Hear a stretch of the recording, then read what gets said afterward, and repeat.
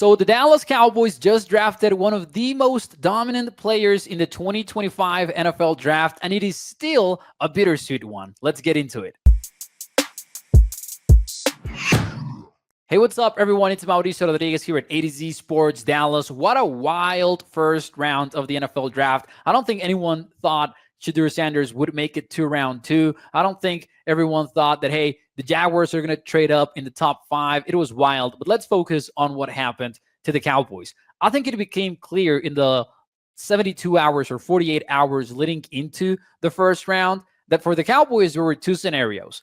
Their preferred one was drafting Ted McMillan, wide receiver out of Arizona. And everyone thought if McMillan was there when the Cowboys went on the clock, then he would be the choice. But insiders, it became clear that if McMillan wasn't there, they didn't really have a clue as to what the Cowboys were going to do. You had some insiders saying that they would target offensive linemen. You had other insiders saying they won't do that. You had insiders talking about defensive line risks like Walter Nolan, who had some character issues going into Thursday. And then some people were thinking, well, they're going to go with Matthew Golden because they badly need a wide receiver. It turns out the Cowboys ended up picking an offensive lineman, and it was none other than Tyler Booker. Now, I know it's an offensive guard, and as such, fans are not going to get really excited about it because it's not a flashy pick, it's not a sexy pick, and then there's also the wide receiver aspect of it, which we'll get into in a little bit. But let me say this.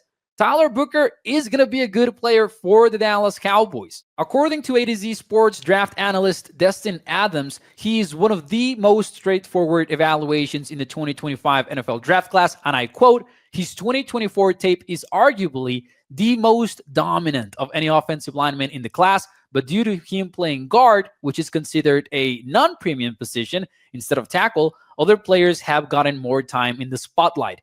Destin Adams adds, his low 40 time worries some people, but one look at his 2024 film and you will see Alabama wasn't scared to let Booker work out into space as a lead blocker. When it's all said and done, there's a real possibility he's the best offensive lineman taken in the 2025 NFL draft. He's going to make an immediate impact as a starting guard, and he's going to make a GM look very smart. If you read that scouting report, man, you got to be excited about Tyler Booker. But I get it. The Cowboys need a wide receiver. But first, let me say this. Sure, Brian Schottenheimer talked about building this team from the outside in, but there's no secret the Cowboys love offensive line. And I will say this.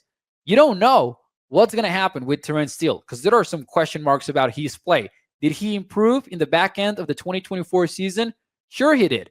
The Cowboys were also getting rid of the football pretty quickly once Cooper Rush took over. Brock Hoffman looked pretty decent, but you could absolutely do better at right guard. And specifically, you could get a better athlete. And Tyler Guyton at left tackle, major question mark. What I mean with all of this is that by adding Tyler Booker, suddenly your interior offensive line looks pretty darn solid. At the end of the day, by adding Booker, you have something less to worry about because you're not worrying about the right guard spot anymore. He's going to start over Brock Hoffman. You can lock that in. So if he's so good and if he's so dominant and if we should be excited about the pick, why are we not? Why does this taste so bittersweet? And I think the answer is pretty clear. I don't know what to make of the wide receiver situation. You shouldn't draft by need. I get it. You should draft the best player available. That's what the Cowboys did. And at the end of the day, you got to applaud that. But I think this was a reminder of how the Cowboys have neglected free agency for so long. Because you look at this team, and if they had to start a game today, it would be CeeDee Lamb, Jonathan Mingo, Jalen Tolbert, maybe Kevontae Turpin.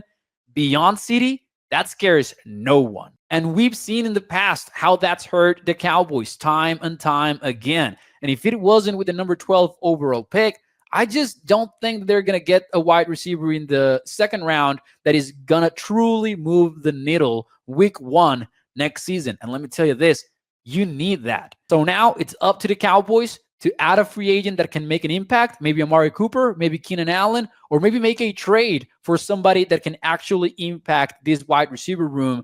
Because right now, fans should be concerned about the wideouts. But hey, Tyler Booker, don't hold that against him. He's a pretty darn good player.